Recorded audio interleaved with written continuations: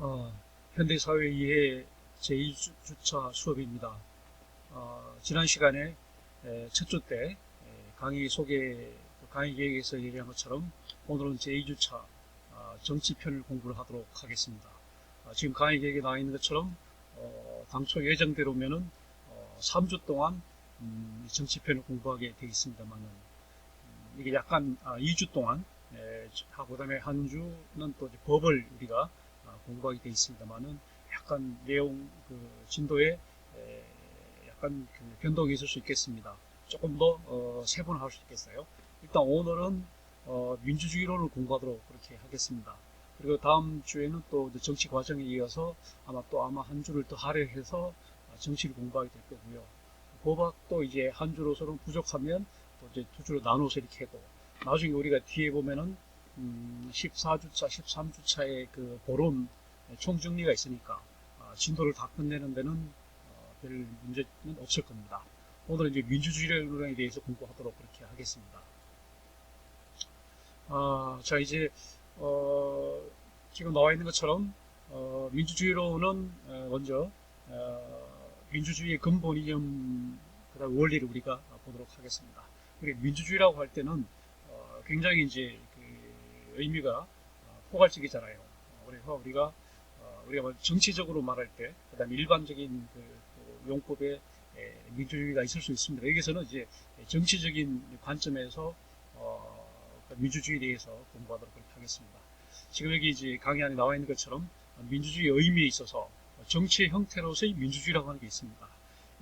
우리가 대체로 민주주의라고 그러면 대체로 우리가 다음 주에 공부하게 될 정치 과정에서 쉽게 말하면 선거가 제대로 시행이 되고 있는지를 가장 중요한 잣대로 삼습니다.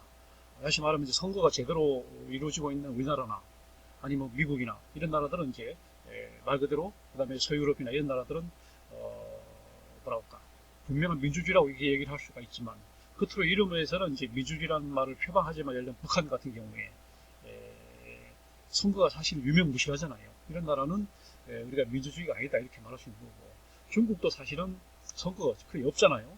이 나라도 민주주의가 아니다 이렇게 얘기를 하는 거고 일본도 사실은 뭐 지금 총리 선거 아베가 이제 사임을 하면서 총리 선거를 하고 있는데 사실 뭐 형식상 이렇게 선거제도가 돼 있다고 하지만 사실상 자민당이 지금 뭐 계속하고 있는 거고 지금 지금 관방상으로 이제 넘어가는 게 거의 뭐 스가로 넘어가는 게 거의 뭐 확정적이잖아요. 그러니까 일본에서 제대로 된 선거가 있냐 이게 이제 논란거리가 되기 때문에 우리가 이제 정치 형태로서 민주주의라고 그럴 때는 일단 선거를 이제 가장 중요한 걸로 삼습니다.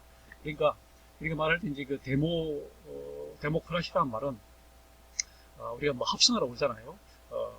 예를 히라브에서 데모스와 크라토스라는 말, 다시 말하면 데모스라는 말이 대중, 다중 이런 뜻이거든요. 크라토스는 정치 제도라는 뜻입니다. 그러니까 오늘날 데모와 크라시에서 데모란 말이 이제 다중, 많은 사람들이 그다음에 크라시라는 제도, 그러니까 다중 지배 제도를 우리가 민주주의라고 이렇게 얘기하는 겁니다.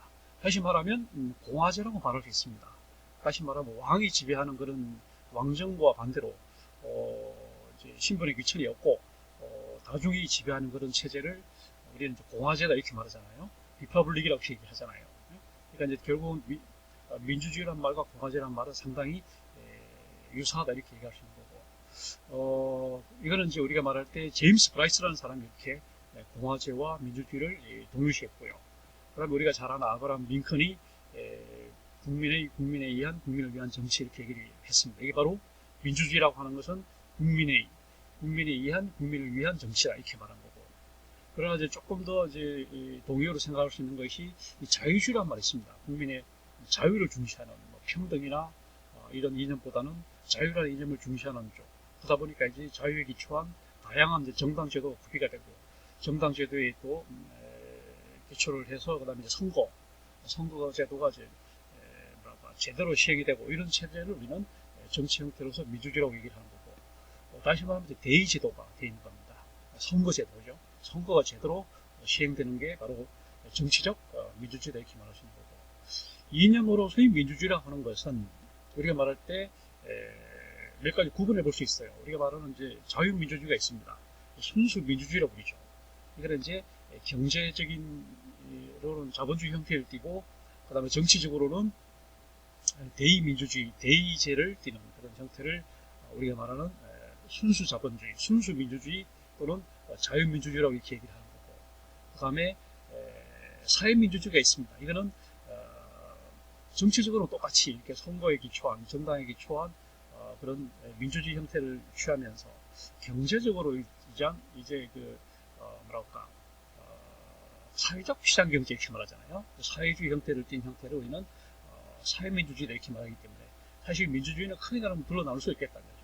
이게 바로 한국과 미국과 일본 같은 그런 자유민주주의 또는 순수민주주의 형태가 있을 수 있고, 그 다음에 서유럽과 같은 독일이나 프랑스 이런 나라처럼 정치적으로는 대의제를 선거제도를 기초하면서도, 그 다음에 경제적으로는 국가가 사회보장과 교육이나 의료나 이런 것들을 포괄적으로 이제 국가가 책임을 지는 형태, 그러니까 그런 경제적으로는 사회주의를 띄운 형태를 우리는 사회민주주의라고 얘기를 하는 거고요.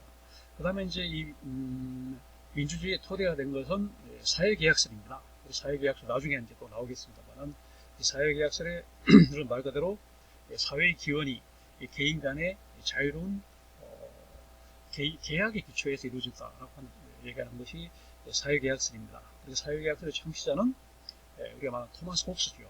영국의 토마스 홉스, 그 다음에 영국의 존 로크, 그 다음에 프랑스의 장자크 루소가 가장 대표적인 고전적인 그런 사회계약설자다 이렇게 얘기를 하는 거고, 그 다음에 이제 최근에 와서 이런 사회계약설을 부활시킨 사람이 1970년대 존 롤즈라고 하는 하버드 대학의 철학과 교수가 있습니다. 정의론이라고 하는 유명한 책을 썼죠. 그 책에서 또 사회계약설을 부활시켰기 때문에 우리는 이런 주장을 신사회계약설이라고 이렇게 얘기를 합니다. 그 다음에 최근에 와서 이제 마이클 썬델이라고 하는 또 하버드 철학과의 정의란 무엇인가라고 하는 책을 내면서 또 사회계약설을 다시 한 번 더 리마인드 시켰던, 다시 부활시켰던, 리바이벌 시켰던 그런 사람이 있었습니다. 이것은 또 신사회계약설이라고 얘기할 수 있는 거죠. 그 다음에 이제 생활을 원리로서의 민주주의라는 것은 아마 실용주의를 말합니다. 미국식의 존 듀이의 생활 속의 민주주의, 권위주의가 아니고 민주주의를 얘기하는 것이죠. 그 다음에 민주주의의 근본 이념을 정리를 해보면 크게 이제 5가지 정도로 정리가 됩니다. 자, 첫째가 일단 인간을 존중하는, 인간을 가치를 가장 중시하는, 인간이야말로 가장 중요하다. 사람 위에 사람이 없고 인권은 누구에게나 평등하고 보편적이다 이렇게 말하는 인간 존중. 두 번째는 기본 인권을 존중한다는 것. 인간의 기본적인 인권은 고유하고 누구에게나 있는 보편적이고 항구적이고 불가침하다. 두 가지. 세 번째는 자유죠. 자유라는 건 인간에게 어떤 자연 상태에 두고자 하는 그런 자연권 사상의 기초에서 자유가 이제 세 번째 또 이념이 되는 거고, 이 자유 이념도 처음에는 봄으로부터 프리덤 프롬에서부터 최근에 와서는 이제 프리덤 프로 변화되고 있다 이렇게 말하고 있는 거고요. 네 번째는 이제 평등입니다. 이거 크게 이야기하면 이거 네 가지가 바로 민주주의의 기본 이념입니다. 다시 말하면 인간성, 인권, 자유, 평등입니다. 평등도 사실 절대적 평등이 있을 수 있고 또 상대적 평등이 있고, 그 다음에 절대적인 평등, 획일적인 평등, 이제 비례적인 평등 이렇게 나눠볼 수 있고, 그 다음에 또 보상적인 평등 이렇게 나눠볼 수 있겠죠. 그 다음에 절차적, 과정적 평등과 결과적 평등 이렇게 나눌 수 있고요. 그 다음에 평등의 반대말이 뭘까? 이거는 차이라고 하는 것이 평등의 반대말이고, 차별이라고 하는 것은 불법적인 겁니다. 차이는 합법적인 걸 차이라고 그러고 불법적인 것을 차별이라고 합니다. 동등한데도 불구하고 불법적인 그런 대우 이런 것을 우리는 차별이라고 얘기하는 거죠. 그래서 이런 기본권에 인간의 기본권이 크게 나누면 네 가지인데, 이것이 변천이 온 과정을 볼 것 같으면 처음에는 자유주의 시대 때는 생존권적 기본권이 가장 기본이죠. 사람이 일단 살아야 생존할 수 있다. 그 다음에는 이제 자유권을 가장 중시했던 적이 있습니다. 그래서 이제 신체의 자유가 가장 이제 기본적이었던 거고, 양심의 자유, 언론, 출판, 집회, 결사의 자유, 이게 이제 중요한 시대가 있었고, 그러다가 이제 참정권적 기본권이 중요해졌습니다. 선거제도, 그래 많은 4대 선거 원리, 이 참정권적 기본권이 중요하다가, 최근에 와서는 사회적 기본권으로 왔습니다. 사회보장, 교육, 노동, 환경, 주거, 문화 이런 삶의 질을 중시하는, 다시 말하면 기본권은 생존권에서 그 다음에 자유권으로, 그 다음에 참정권으로, 사유권으로 이렇게 4단계를 이렇게 변천이 되고 있다, 이렇게 얘기할 수가 있겠습니다. 그 다음에 이제 민주주의 제도 원리를 보면 제도 원리는 크게 이제 한 3가지 정도로 정리해 볼 수 있는데요. 첫째가 국민 주권, 주권은 국민으로부터 나온다. 그 다음에 두 번째는 입헌주의입니다. 법에 의한 지배입니다. 헌법에 의해서. 성문법일 수도 있고 불문법일 수도 있지만 어쨌거나 최고의 헌법에 의해서 지배를 받는다. 입헌주의 원리입니다. 세 번째는 권력 분립의 원리입니다. 권력이 3권이든 2권이든 이렇게 나눠져 있다는 이런 분립 원리. 3가지입니다. 첫째, 이제 국민 주권의 원리는 우리가 말할 때 이제 봉건주의에서부터 이제 민족국가로 넘어왔던 거고, 그 다음에 이제 우리가 사실 주권이라고 하는 개념을 발견했던 사람이 프랑스의 그 장보댕이라는 사람이 사실 주권을 발견했습니다. 그래서 우리가 말할 때 근대 정치 사상의 출발 지점이 바로 장보댕이다. 장보댕이 주권이라고 하는 개념을 발견했습니다. 이 주권이라고 하는 말은 소버린티라고 하는 이 주권이라고 하는 개념은 국가한테만 고유하게 주어지는 권리입니다. 다른 조직, 사기업체든 어떤 조직, 어떤 조직에서는 갖지 못하고 오로지 국가만이 갖는 고유한 권한이 있잖아요. 예를 들면 뭐 과세권, 징병권, 그다음에 뭐 치안유지권 이런 것들, 내부적으로 볼 때 그러한 국가만이 갖는 그 권한이 있습니다. 아까 말한 것처럼 과세, 징병, 그다음에 처벌, 형사법상의 처벌을 할 수 있는 그런 권한들이 국가만이 갖는 그런 고유한 그 국내적인 주권이 되는 거고, 외부적인 국제적인 그런 주권이라고 그러면 우리가 말할 때 뭐랄까요? 우리가 말하는 그 국가의 3대 요소 중에 하나인 주권입니다. 쉽게 말하면 뭐 자위권, 외교권 이런 것들이 국가가 갖는 국제적인 주권이 되겠습니다. 어쨌거나 국가는 다른 조직과는 구분되는 확연한 주권이라고 하는 것을 간다라고 하는 것을 발견한 사회가 바로 장보댕이었습니다. 그런데 이러한 주권의 원천, 주권이 어디에서 오느냐, 이게 이제 계속 논란이 되어 왔던 거고, 또 출발 지점이 바로 군주주권론입니다. 군주주권론. 다시 말하면 왕권 신수설이었어요. 왕이 주권을 줬다. 왕이 주권을 왕에게 줬다. 그러니까 이제 그게 군주주권론이고, 그러다가 이제 근대에 들어와서는 국민주권으로 넘어왔습니다. 주권은 왕이 준 것도 아니고 더 올라가서 신이 준 것도 아니고 그냥 국민으로부터 나온 것이다. 국민들이 위탁한 것이다. 이렇게 이제 보는 것이 국민주권론입니다. 바로 민주주의는 바로 이런 국민주권론에 기초하고 있는 거고, 두 번째로 이런 민주주의라고 하는 것은 뭐랄까 안정성과 예측 가능성 이런 것을 분명하게 하기 위해서 어떤 법적인 정치가 필요한데, 그것이 바로 헌법이라고 하는 것입니다. 헌법이라고 하는 것은 우리가 그래서 대체로 성문법으로 이제 제정하기도 하고, 영국처럼 또 불문법으로 이렇게 쓰고 있는 나라도 있지만, 어쨌거나 최고법이라고 하는 헌법에 의해서 모든 그 정치 작용이랄지 모든 것들이 지배를 받는다. 그래서 우리는 이제 입헌주의다 이렇게 말하는 겁니다. 그래서 헌법과 기본법이 그래서 중요한 것이고, 이것은 다시 말하면 모든 것은 법에 의해서 통치를 받는다. 법치주의. 또한 법정주의라고, 모든 것은 법이 정한다. 조세법정주의. 세목과 세율은 오로지 법으로 정한다. 조세법정주의. 그 다음에 죄형법정주의. 죄와 형은 법으로만 정한다. 그러니까 선거구 법정주의. 선거구는 마음대로 이렇게 게리맨더링을 할 수 없는 거고, 법으로, 선거법으로서 정한다. 라고 하는 것이 우리가 말하는 선거구 법정주의. 모든 것들이 개인적인 어떤 자의적인 그런 지배를 받는 것이 아니고, 뭐랄까 보다 이제 보장된 형태의 어떤 법으로. 그래서 우리는 그것을 이편주의다 이렇게 얘기하는 것이고, 세 번째는 이제 권력 분립의 원리입니다. 절대적인 권력은 절대적으로 부패한다는 유명한 말이 있죠. 애튼경이 그런 얘기를 했습니다. Absolute power corrupts absolutely. 절대적인 권력은 절대적으로 부패할 수밖에 없다. 그러니까 권력은 쪼개. 그래서 이제 바로 권력을 이제 두 개 이상으로 쪼개가지고 check and balance라고 합니다. 견제와 균형입니다. 서로 견제하고 서로 균형을 이루도록 함으로써 어떤 절대 권력이 출현하는 걸 방지하는 거죠. 독재가 출현하는 걸 방지하는 건 장치를 권력 분립이다 이렇게 말한 겁니다. 그래서 그 창시자가 바로 로크였습니다. 로크가 사회계약서를 얘기하면서 권력을 둘로 나눠야 된다. 집행권과 사법권 이렇게 나눠가지고 집행권 안에서 이제 안에서 의회와 이제 행정부, 내각을 둬야 된다 이렇게 하고, 그다음에 이제 사법부는 법원을 독립시켜야 한다 이렇게 해서 로크의 이권 분립론에 기초해서 오늘날 영국식 의원 내각제가 성립된 거고, 이것이 전 세계로 퍼지면서 서유럽의 대부분의 나라들이 영국식 의원 내각제를 채택하고 있습니다. 그다음에 몽테스키에라고 하는 사람은 상권 분립을 얘기했습니다. 입법부, 사법부, 행정부로 셋으로 나눠야 된다 이렇게 말을 했거든요.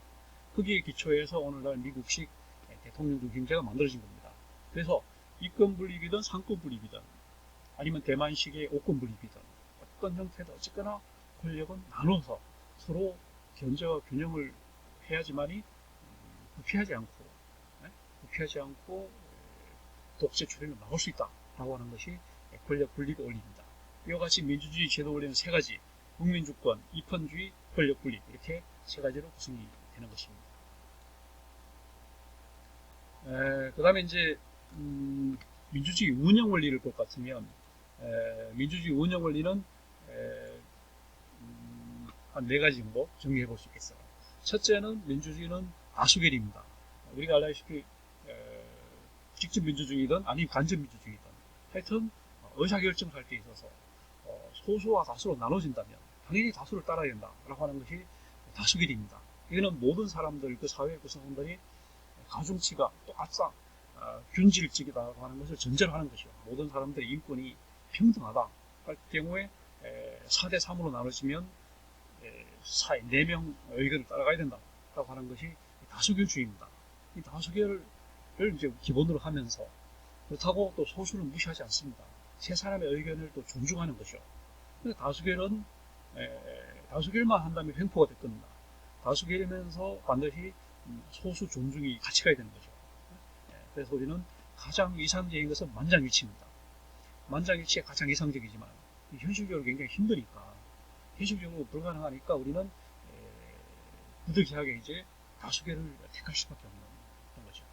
그래서 다수결이 아까 말한 것처럼 이게 가능하려면 구성원들이 그들이 갖는 어떤 표의 가중치가 같아야 되는 거죠. 똑같이 평등. 그래서 평등성이라고 하는 겁니다. 누구에게나 1인 1표로 줘가지고 모든 사람들을 평등하게 보는 그런 전제가 필요하고, 그러나 다수결은 아까 말한 것처럼 질적인 어떤 양적인 것만 이제 보는 것이고, 질적인 것을 가늠할 수 없다라고 하는 또 한계점이 있기 때문에 우리는 다수결만 갖고는 안 되고 항상 소수의 의견을 존중해야 되는 그런 되는 거고. 그 다음에 소수결이라고 하는 이게 있습니다. 소수결이라고 하는 것도 사실은 우리 사회에 소수결이 없는 게 아니에요. 없는 게 아닙니다. 그래서 우리는 만장일치 원칙에서 이제 소수결을 따라가는 경우도 있습니다. 예를 들면 우리 학생들이 MT를 간다. 40명이 다 가기로 했는데 갑자기 한 명이 못 간다. 그러면 이제 취소. 이렇게 되는 경우는 이제 소수결이거든요. 39명 가야 되겠다. 한 명은 못 간다. 그럼 결국은 39명 뜻대로 가야 되는데 한 명 뜻대로 못 갔잖아요. 그럼 이런 경우는 소수결입니다. 우리 주위에 보면 소수결도 횡포지요. 다수결도 횡포지만 소수결은 더 큰 횡포가 되겠습니다. 이런 다수결이 바로 이제 선거구제와 결부가 됩니다. 그러다 보니까 항상 다수 의견이 채택이 되다 보니까 소수 의견이 이제 부시된다. 이 문제가 바로 사표 문제입니다. 죽은 표란 거죠. 한문을 쓰면 죽을 사자를 써서 이제 사표를 문제입니다. 이런 사표를 살려야 되는 거죠. 예를 들면 대통령 선거할 때 A 후보가 51%를 얻고 B 후보가 49%를 얻었다. 그럼 51% 표는 살아있는 표니까 생표가 되는 겁니다. 그리고 49%의 표는 죽은 표니까 사표가 되는 겁니다. 그런 사표를 살리기 위해서 우리는 우리가 말하는 비례대표제도 하고, 우리가 말하는 뭐 연동제 비례대표도 하고, 그 다음에 우리가 말하는 또 석패율 제도를 해서 아주 근소하게 또 낙선하는 사람들을 구제해주는 이런 제도, 이런 걸 이제 우리가 도입하려고 하기 때문에 사표 문제를 어떻게든 이제 해소하고 보완하려고 여러 가지 노력들을 하고 있는 거고요. 그 다음에 우리는 이런 문제를 해결하기 위해서 위원회 제도를 많이 도입을 합니다. 위원회라고 하는 것은 말 그대로 위원들이 평등하게 이제 라운드 테이블에 앉아서 의사결정을 하다 보니까 굉장히 이제 민주적으로 의사결정할 수 있는 좋은 점은 있습니다. 그러나 이게 또 갖는 문제점이 있는 거거든요. 뭐냐면 이제 공동 결정을 하다 보니까 책임 소재가 분명하지 않죠. 그래서 공동으로 책임을 나눠지자 이렇게 하는 것은 결국은 누구도 책임을 지지 말자라고 하는 것과 같기 때문에, 그래서 우리는 위원회 제도도 많은 장점을 가지고 있지만 또 독임제, 혼자 맡아서 하는 그런 한계점, 그래서 이제 독임제로 또 가는 경우가 있다 이렇게 얘기하겠습니다. 그다음에 두 번째는 민주주의는 이제 비판과 타협이죠. 서로 비판하면서 서로 투쟁을 하면서 싸우면서도 또 타협을 합니다. 컴프로마이즈를 하는 것이죠. 여당과 야당이 이제 지금 그러잖아요. 엊그저께 이제 여당 대표가 새로 바뀌었습니다. 우리가 알다시피 이낙연 대표가 선임이 됐습니다. 이낙연 대표가 선임이 되면서 앞으로 협치를 하겠다 이렇게 했습니다. 이전 대표와 다르게 협치를 하겠다. 또 야당에서 협치하자 이렇게 또 나옵니다. 그러니까 보통 때는 서로가 이제 투쟁하고 비판한다고 그러지만 또 필요할 때는 이제 타협을 하는 또 그런 이게 바로 민주주의의 원리입니다. 세 번째는 관용이죠. 관용. 상대방을 대해서 참아주는 겁니다. 이게 우리는 프랑스 말로는 톨레랑스라고 합니다. 영어로는 톨러런스죠. 상대방은 뭐랄까 다르다는 것을 용인하는, 나의 의견과 다른 것을 인정하고 나만 옳은 것이 아니라 너도 옳지만 이렇게 상대방을 인정할 수 있는 그런 관용, 받아들일 수 있는 관용, 톨레랑스가 이제 세 번째고요. 네 번째는 상대주의와 다원주의입니다. 절대적으로 고집을 하지 않고 다양한 의견들을 인정하는 상대주의, 그 다음에 또 다양성, 다원주의, 흔히 말하는 상대주의, relativism을, 그 다음에 플루럴리즘, 다양성을 인정한다는 얘기입니다. 그래서 우리는 처음에 이제 왕정시대 왕 혼자 지배하는 그 시대는 모노아키입니다. 혼조, 모노가 지배하는 아키, 모노아키, 뭐라고 이거는 1인 지배 체제. 그 다음에 올리가키, 올리고아키입니다. 그거는 소수 지배 체제입니다. 과두제, 소수 지배 체제, 올리고아키. 그 다음에 다수 지배제, 폴리아키. 그러니까 모노아키, 올리가키, 폴리아키 이런 식으로 이제 일단 이제 고대를 우리가 모노아키라고 한다면, 모노아키, 고대의 왕이 전제군주가 지배하던 시대를 모노아키라고 한다면, 중세 봉건제는 이제 귀족이 지배하는 영주들이 지배하는 거니까 과두제였습니다. 그러다가 이제 근대 이후에 와서는 이제 선거로 다양한 사람들이 이제 공존하는 그런 형태. 그러다 보니까 폴리아키가 됩니다. 이런 폴리아키가 바로 플루럴리즘이거든요. 이거는 지금 말한 것처럼 경제에서는 우리가 말할 때 이제 멀티폴리, 모노폴리 그러면 독점이죠. 공급자가 딱 하나 있는 경우. 올리고폴리 그러면 과점이죠. 공급자가 2개, 3개 있는 경우. 그 다음에 멀티폴리 그러면 이거는 다점입니다. 공급자가 이제 시장 경쟁을 하는 그런 체제를 이제 멀티폴리라고 얘기합니다. 그 다음에 민주주의의 발달 과정, 우리가 알다시피 민주주의는 고대부터 이제 꽃이 피었습니다. 우리가 알다시피 아테네라고 하는 옛날 그리스의 그 시대는 굉장히 아테네라고 하는 나라는 기후적으로 굉장히 온화하고, 그 다음에 굉장히 농작물도 굉장히 풍요롭고 이런 곳이었습니다. 그러다 보니까 민주주의 꽃이 활짝 폈던 그런 곳이 바로 고대 아테네였습니다. 그 당시에는 이제 아테네가 있었고, 그 다음에 스파르타가 있었습니다. 스파르타는 우리가 알다시피 귀족 아리스토크라시, 귀족정이었습니다. 그리고 아테네라고 하는 그 폴리스는 민주정치를 이제 구현했었습니다. 그 당시에도 권력 분립이 돼 있었어요. 이미 입법부는 민회가 담당을 했었고, 행정부는 평의회가 이제 담당을 했었고, 그다음에 사법부는 민선재판소가 있어가지고 입법, 사법, 행정부가 이미 구별되어 있던 것이 고대 아테네였습니다. 그 당시에 이제 도시국가였습니다. 폴리스라고 하는, 그 당시 이제 그리스, 시라브이라는 곳이 이제 그 지형적으로 볼 때 산이 많거든요. 대평원이 아니고 산이 많습니다. 그런 산이 이제 굉장히 높은 산은 아니고 우리나라 정도 되면 이런 산이다 보니까 곳곳에 이제 도시국가들이 생겨났던 겁니다.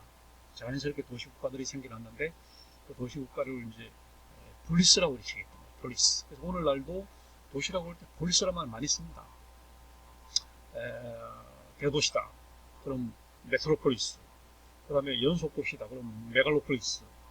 그 다음에 대도시 메트로폴리탄. 이 폴리스라는 말은 참 많이 지금도 쓰고 있어요. 도시라는 뜻으로 많이 쓰고 있습니다. 물론 경찰, 폴리스, 그 다음에 정책, 폴리시, 그 다음에 정치, 폴리틱스 이런 게 전부 다 폴리스라는 어원에서 나온 말이죠. 그만큼 폴리스가 한마디로 공동체고 어떻게 말하면 도시국가다 이렇게 얘기할 수 있겠어요. 그래서 그 당시에는 직접 민주주의가 됐었습니다. 인구가 적고 사실 가능했거든요. 그래서 직접 민주주의가 이루어졌던 것입니다. 그래서 그 당시에는 참주, 독재자가 될 좀 위험이 있는 사람들은 이제 참주라고 해요. 타이런트라고 해서 이 사람들을 추방할 수가 있었어요. 오스트라시즘이라고 했습니다. 이 사람들을 추방함으로써 중우정치, 오클로크라시를 미리 예방을 해서 계속 민주주의를 발전시킬 수 있었습니다. 그러나 그러한 민주주의도 오늘날 시각에서 볼 때는 여성을 참여를 안 시켰고요. 그 다음에 노예나 그 다음에 이방인 외국인들을 참여를 안 시켰습니다. 그런 점에서는 좀 미흡하게 됐지만 고대 때 이미 고대 그리스에서 이미 민주주의 꽃이 활짝 폈구나 하는 걸 알 수 있습니다. 이러한 민주주의가 결국은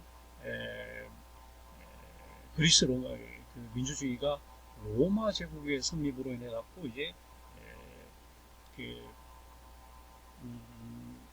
율리우스 시즈가 나타나고 그 다음에 이제 옥타비아누스가 나타나고 그 다음에 로마가 왕정 시대를 접어들었음에 따라서 그리스식 민주정치는 이제 막을 내리고 왕정으로 전제 군주제로 바뀌는 거고 그 다음에 이어서 또 우리가 아는 그 중세 봉건제로 넘어가면서 이제 민주주의가 완전히 이제 실종이 되는 겁니다.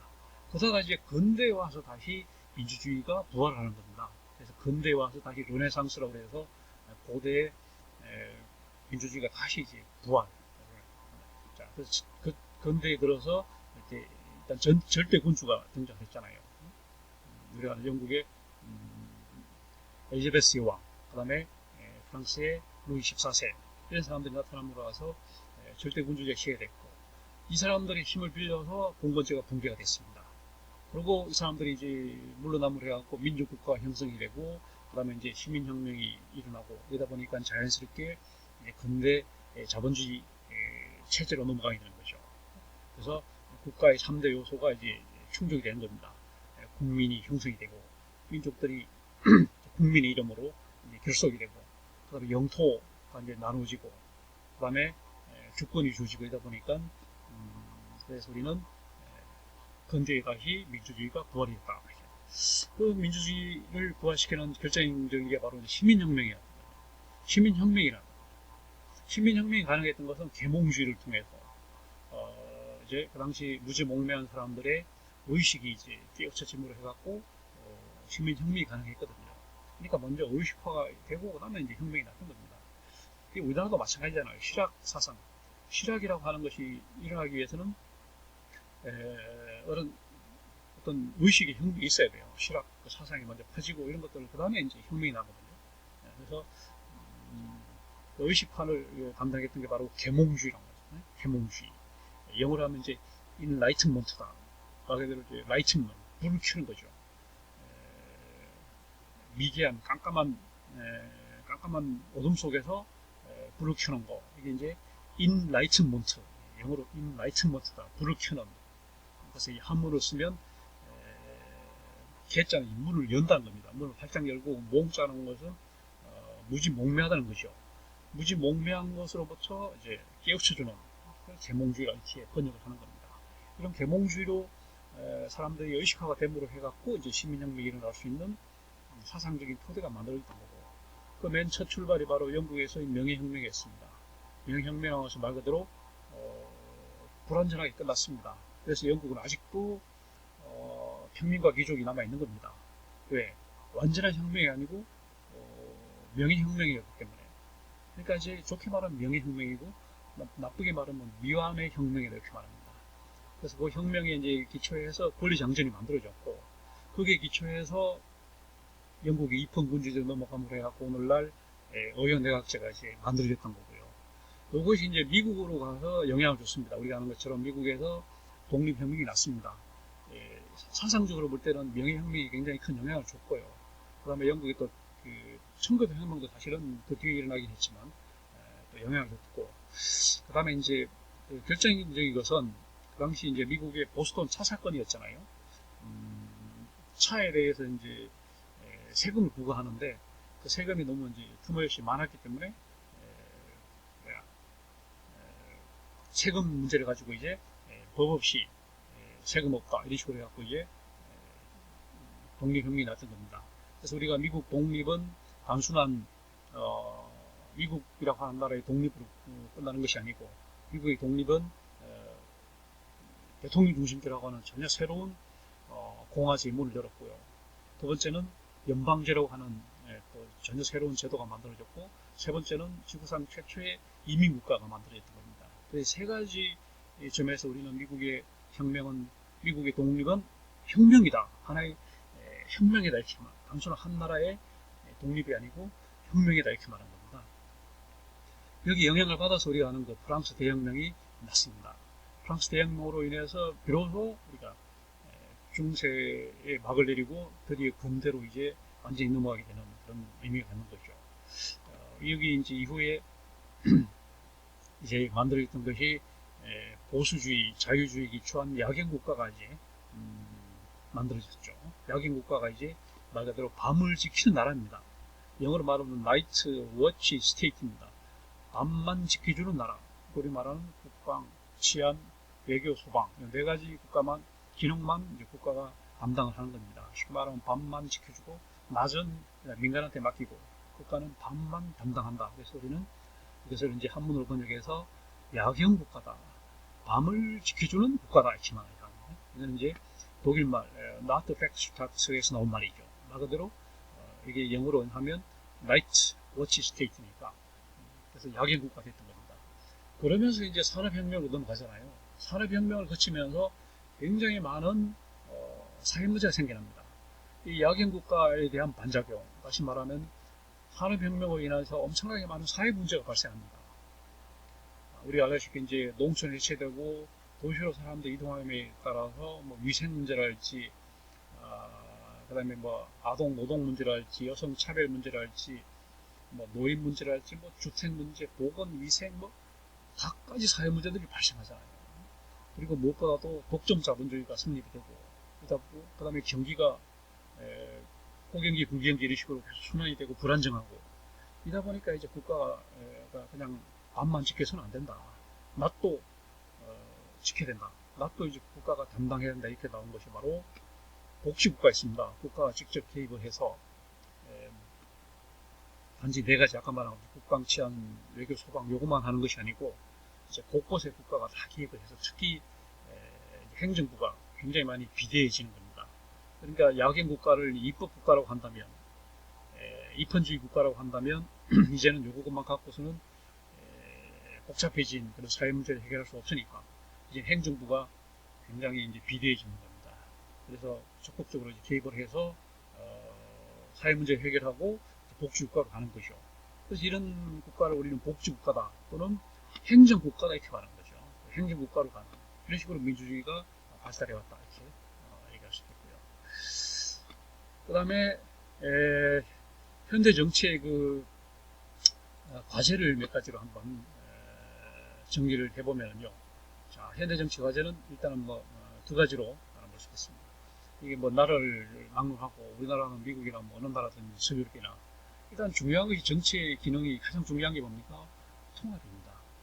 왜냐하면 각 정당을 통해서 보수적인 사람, 보수 정당, 일단 진보 정당으로 이렇게 하나로 뭉쳐가지고 그게 선거를 통해서 이제 타협, 협상을 해서 선거에서 이긴 사람들이 이제 다수결로 가면서 소수의 의견도 존중하면서 이러다 보니까 이런 그런 장치를 통해서 사회에 굉장히 많은 갈등, 그 다음에 모순, 그것들을 다 이제 해소를 해야 되는 거죠. 그래서 정치가 하는 가장 중요한 것이 사회 통합입니다. 그러니까 사회가 이제 이익별로 이렇게 분열되어 있는 건 어쩔 수가 없는 거지만 그것을 하나로 용광로처럼 녹여낼 수 있는 장치가 바로 이제 정치가 돼야 되는데 이게 이제 우리나라를 보면 이게 되냐? 이게 안 되는 문제가 있는 거죠. 최근에 지금 코로나 사태로 인한 문제도 있지만 또 의사들 파업 문제도 있잖아요. 이런 것들 보면 의사 파업 이런 문제는 좀 여야가 같이 뭉쳐갖고 해결을 해서 어떻게 이 문제를 풀어야 되는데 이걸 정략적으로 접근하다 보니까 야당은 이걸 이용해서 자기들의 어떤 뭐랄까요, 어떤 자기들 이익을 취하려고 그러고 그러다 보니까 이게 안 되는. 그러니까 이제 정치가 오히려 사회 갈등을 해소하고 융화시키는 것이 아니라 오히려 갈등을 조장하고 오히려 골만 깊게 만드는 그런 지금 형태거든요, 우리나라가.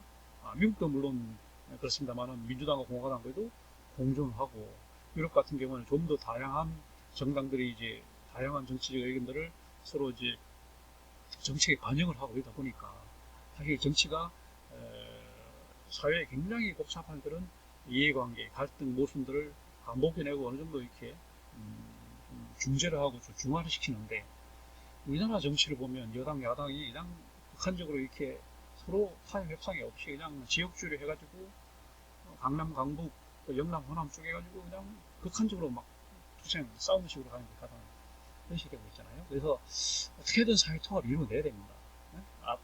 그래서 이제 아까 말한 것처럼 다수결로 가긴 하되 소수의 의견도 존중을 하면서 서로가 타협 협상을 통해서 극한 상황까지 안 가도록 이렇게 해서 이것이 이제 첫째 과제고요. 두 번째 과제는 복지 증진입니다. 어떻게든 복지를 그래서 빈곤 대책을 내세워서 공공부조화, 그다음에 사회보험, 연금 문제, 그다음 최근에 이제 나오고 있는 게 고용보험을 전국민 고용보험을 확대하자. 그래서 택배 근로자 이런 사람들의 뭐랄까 사회보험의 사각지대를 없애자 이런 얘기 나오고 하여튼 그런 사회복지 서비스 이런 걸 통해서 두 가지 사회통합과 복지 정진은 정치가 해결해야 될 일입니다. 그 다음에 우리가 말할 때 민주정치에 있어서 중요한 게 자치입니다. 자치에 있어서 자치 원리를 대체로 이제 우리가 세 가지로 봅니다.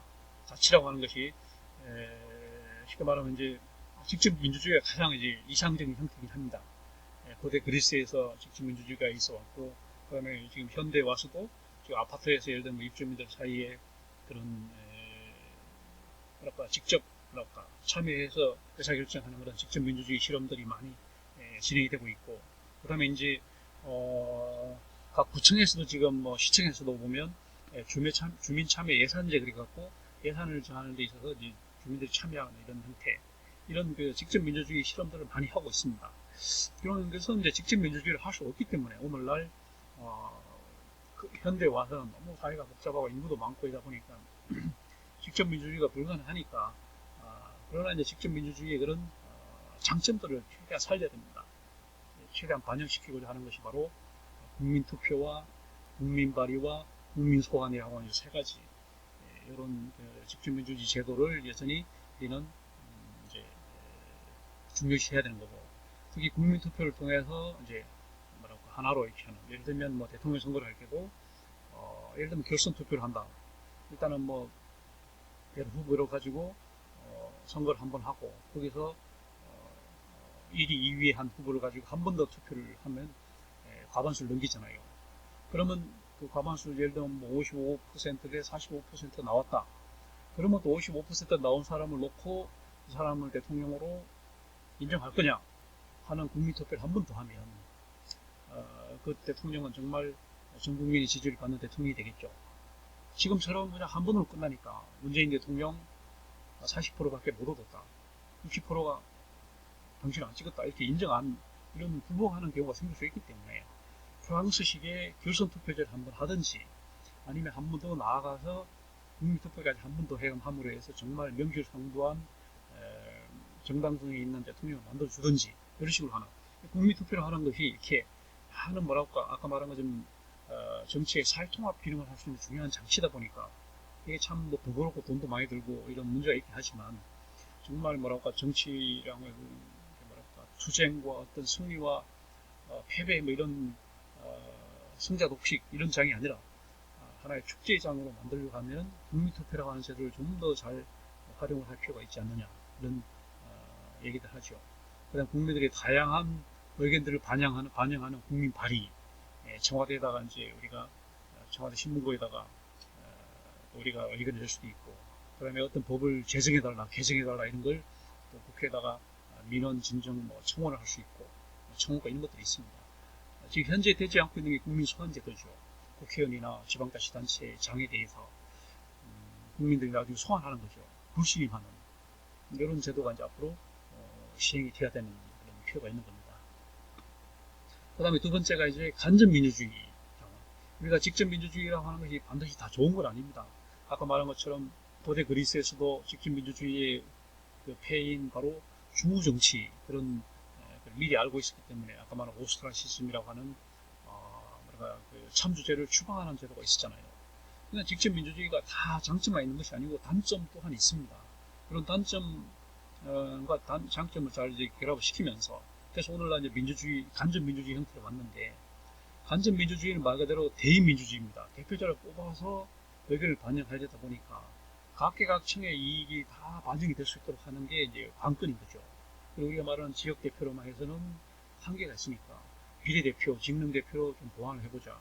그래도 한계가 있으니까 우리가 말한 것처럼 정당 명부식으로 비례대표도 해보고 그 다음에 사표를 또 반영시키기 위해서 석패율 제도도 도입을 해서 근소한 차이로 낙선한 사람은 구제해주는 그런 제도도 한번 생각을 해봐야 되고 그러니까 대의민주주의는 계속 앞으로도 갈 길이 멀다는 거예요.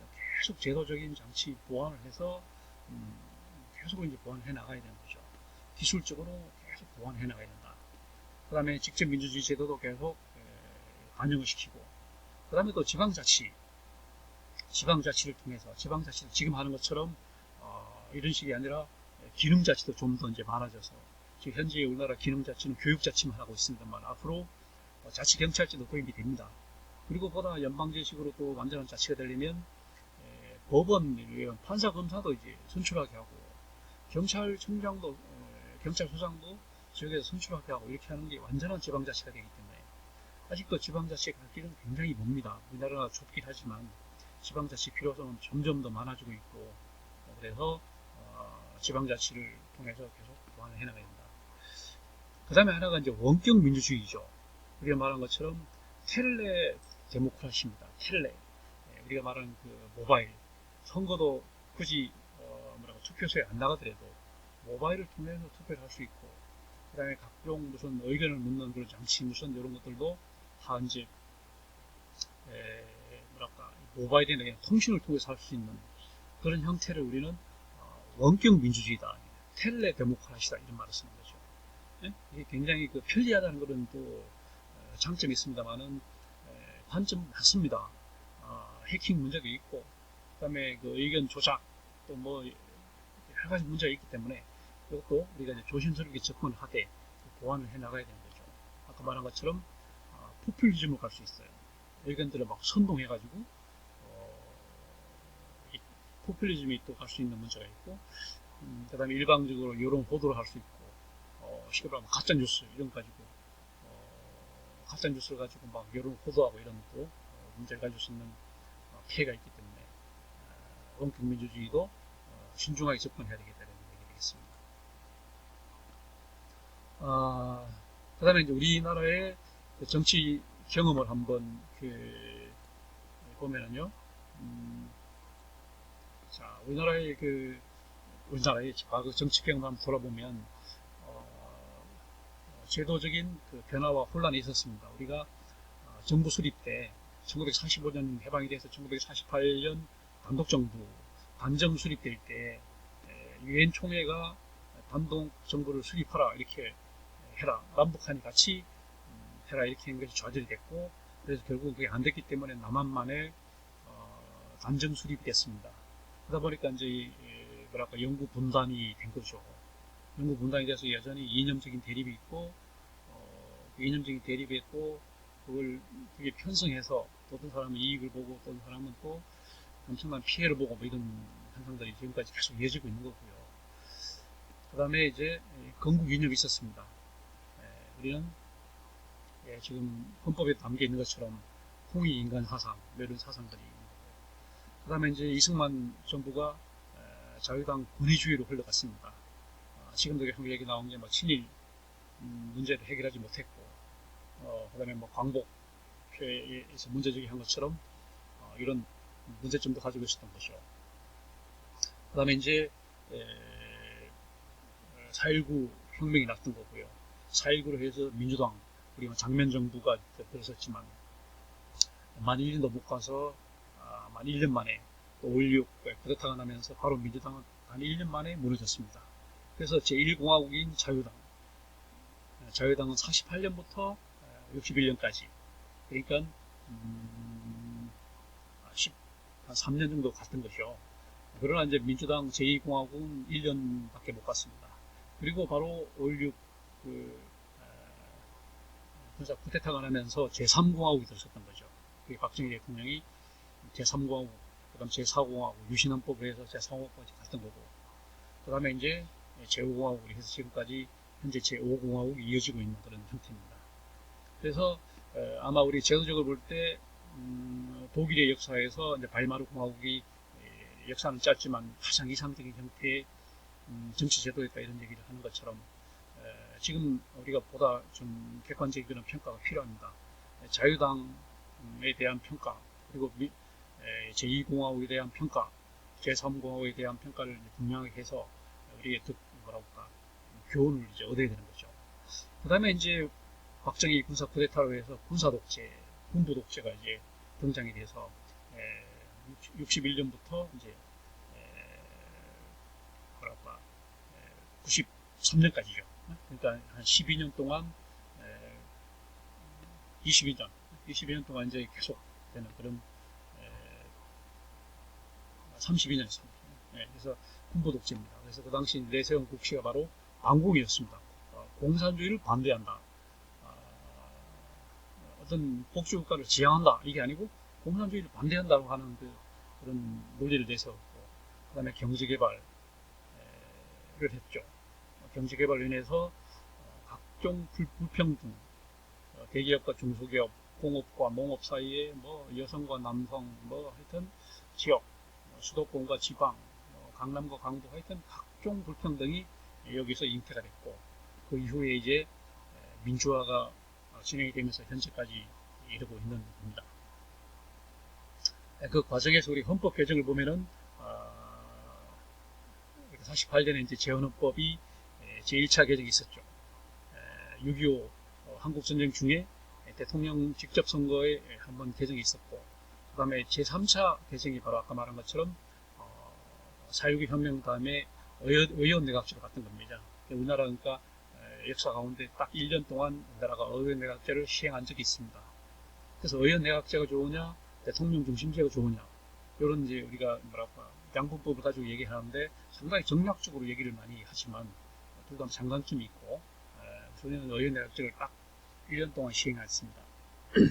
그러면서 5.16 이제 군사 쿠데타가 나면서 다시 대통령 중심에 다시 넘어갔던 거죠. 그게 이제 제5차, 그 다음에 제7차는 우리가 아다시피 유신헌법입니다. 대통령 간선제, 통일주체 국민회라고 하는 기구를 만들어서 대통령 간선제를 미국식으로 한번 해보자 이렇게 해서 했던 겁니다. 그게 제4공화국이었던 거죠.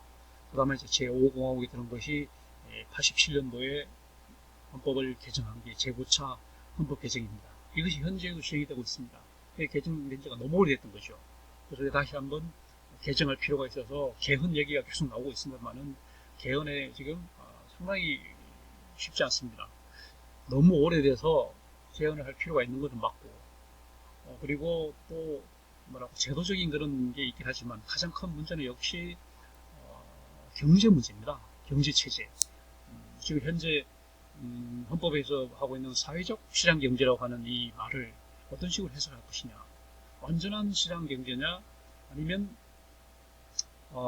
지금 나와 있는 것처럼 뭐랄까 미국 유럽식의 수정 자본주의 형태냐, 여기에 대한 것이 아마 가장 중요한 쟁점이 아닌가 이런 생각이 보이지고 그렇습니다.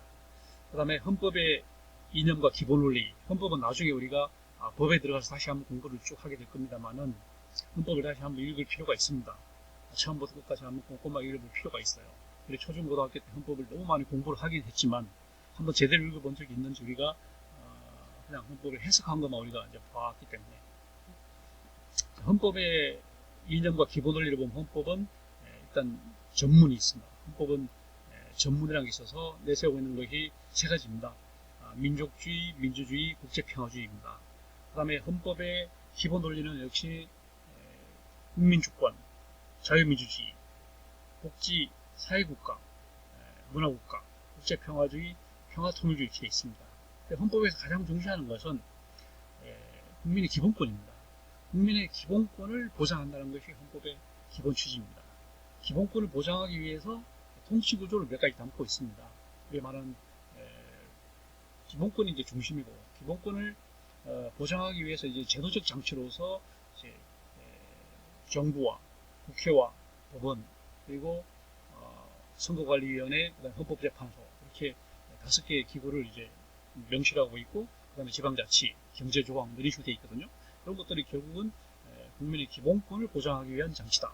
그래서 헌법의 이념은 바로 기본권 보장이다 이렇게 얘기할 수 있습니다. 그 다음에 우리나라 시민사회 형성에 대해서 보겠습니다.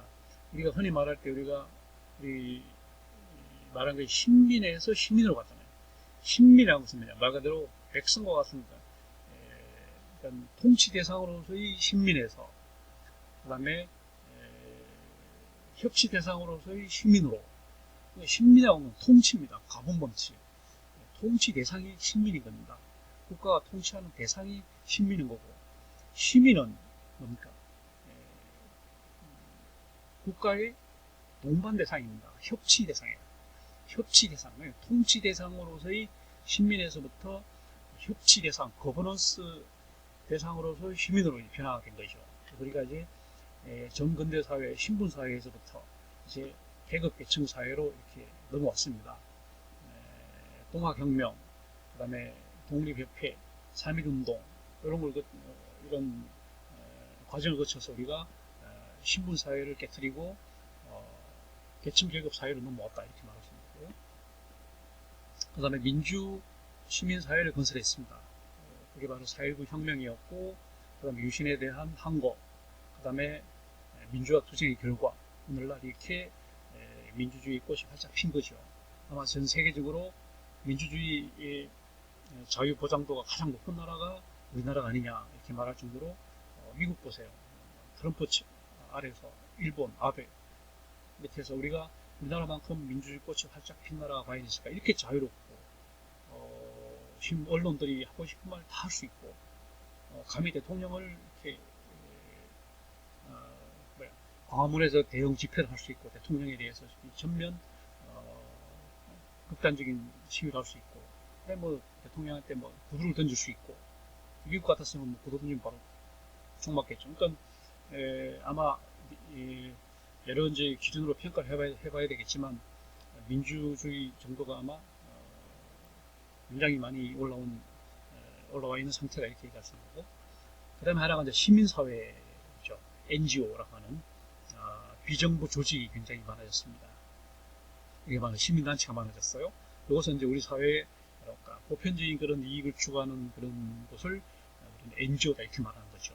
반면에 이익 집단은 자기들 이익을 지금 의사협회랄지 변호사협회랄지 이런 데는 이익 집단입니다. 노동조합 이런 데는 자기들이 많이 이익을 취하지만, 우리가 말하는 참여연대, 경실련, 환경운동연합 그런 데서는 보편적인 이익을 구하는 곳이니까 우리가 NGO입니다. NGO 꽃이 이제 활짝 피었던 신고고요. 그 다음에 하나가 이제 민족 통일의 과제입니다. 우리가 지금 이제 국토가 분단되어 있는, 어떻게 보면 지구상의 마지막 나라라고 볼 수 있죠. 물론 유럽에도 게르만족이 독일과 오스트리아와 스위스로 아직도 나눠져 있지만, 거기는 처음부터 이제 독립된 국가였으니까 그렇지만 우리는 그게 아니고 외인, 그 게르만의 세수로 나눠지는 것은 자기들이 원해서 이제 나눠진 거지만 우리는 외인이죠. 2차 대전이 끝나면서 이제 소련과 미국이 이제 외부적으로 나눴기 때문에 하여튼 지구상이 남은 마지막에 이제 분단하고 있기 때문에 자 분단 요인을 우리 제기할 때는 분단은 2차 대전 이후에 소련과 미국이 38선을 건대서 시작이 됐다라고 하는 외인론이 있지만 또 내인론도 있습니다. 이미 그 전에 우리가 말하는 사김 회담이 있었습니다. 북한에 이미 그 당시 이제 사김 회담이 있었어요. 북한에 김일성과 김두봉, 남한에 이제 김구와 김규식 네 사람이 만나서 사김 회담을 했었습니다. 그 사김 회담이 결렬이 됐어요. 그렇기 때문에 사실 미국과 소련이 38선을 긋지 않았어도 이미 우리는 남북은 나눠졌다라고 하는 또 그런 또 얘기가 있습니다. 다시 말하면 북한은 이미 북한 지역은 일제시대 때 이미 공업화를 했고 그 다음에 이제 남한 지역은 농업사회였기 때문에 북한은 이제 이미 공업화를 하다 보니까 노동자 의식이 싹 트고 사회주의 사상이 어느 정도 들어가 있는 그 상태였고요. 남한은 농업사회였기 때문에 사회주의에 대해서 전혀 생소했던 그런 형태라 이미 미국과 소련이 38선을 긋지 않았어도 우리는 이미 나눠져 있었다 이렇게 말하는 그런 사람도 있습니다. 그래서 대체로 이제 외인론이 주요 맞는 얘기를 하긴 하지만 내인론도 무시할 수 없는 그런 얘기다. 그런 얘기가 되어 있고요. 그 다음에 우리는 통일을 해야 됩니다. 통일의 비용, 분단의 비용 얘기를 합니다. 둘 다 비용이 많이 들죠. 통일 비용도 많이 들죠. 만만치 않고 그 다음에 통일 이후에도 우리가 독일 경우를 봐도 동서독이 통일이 돼가지고 얼마나 많은 후유증을 겪었습니까? 사실은 그래서 통일의 비용도 만만치가 않지만 분단의 비용이 훨씬 더 크기 때문에 그리고 분단의 피해가 워낙 크기 때문에 그리고 세계사적으로 볼 때 동북아시아에서 우리가 한반도가 제 역할을 하기 위해서는 평화 중심 국가로 우리가 세계 4대 강대국의 각축장에서 러시아와 중국과 일본과 미국이 서로 만나는 그런 각축장에서 우리 한반도가 재기능을 하기 위해서는 통일해야 되는 것이죠. 그래야지만이 중심 국가로 다시 거듭나고 우리가 뭐 강대국이 되고 이런 건 그 다음 문제가 되겠고요. 인도주의 차원에서 우리는 통일을 해야 되고 민족 사적으로도 우리는 남북한은 본래 한 민족이니까 세계 우리 5,000년 역사 중에 남북한이 쪼개져 있던 것은 겨우 70년 역사도 얼마 되지 않는 걸 해야 되고 그 다음에 정치 경제적으로 그렇습니다. 정치적으로 서로 소모적으로 싸웁니다. 이념 이데올로기적으로 싸워요. 진보 보수에서 싸우고 경제적으로도 서로 우리가 윈윈 남한의 자본과 북한의 노동력을 결합해서 굉장히 많은 걸 얻을 수 있음에도 불구하고 이런 분단으로 인해서 그런 이익을 얻지 못하고 있습니다. 그리고 우리가 한 나라가 되면 국제평화적으로도 큰 기여할 바가 적지 않습니다.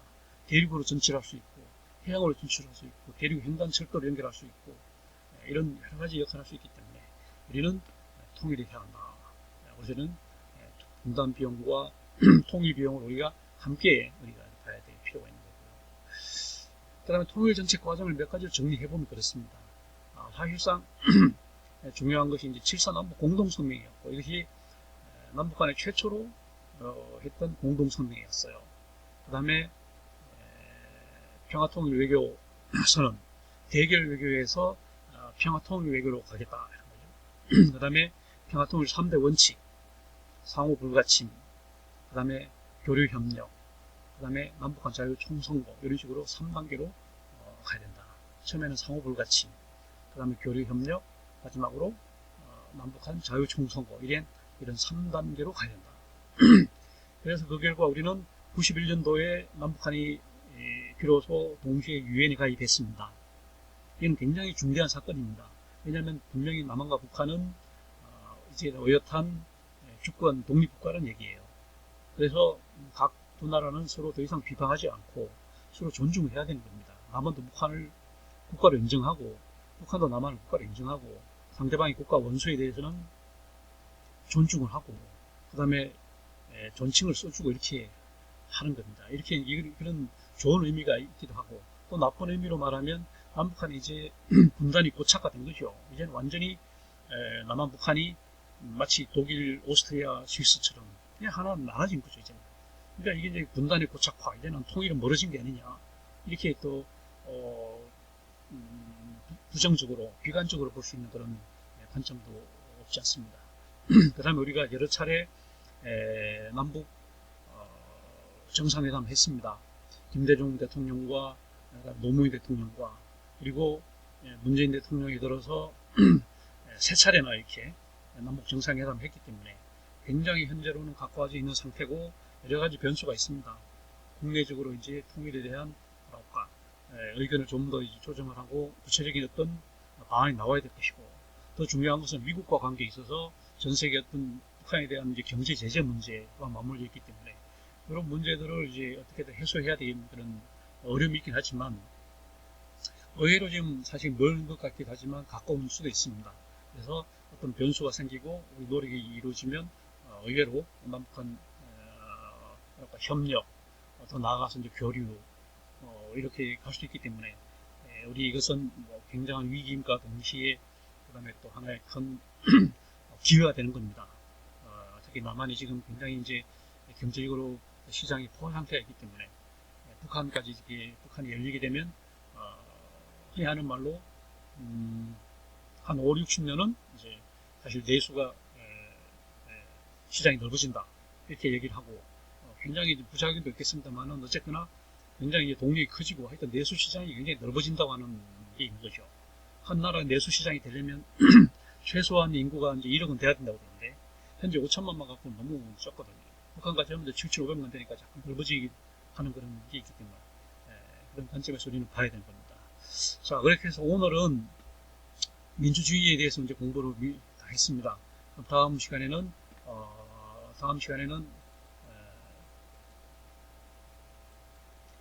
3주에 넘어가서 정치 과정에 대해서 공부를 하고 그리고 거기에 이어서 정치 남은 부분들을 진도를 나가도록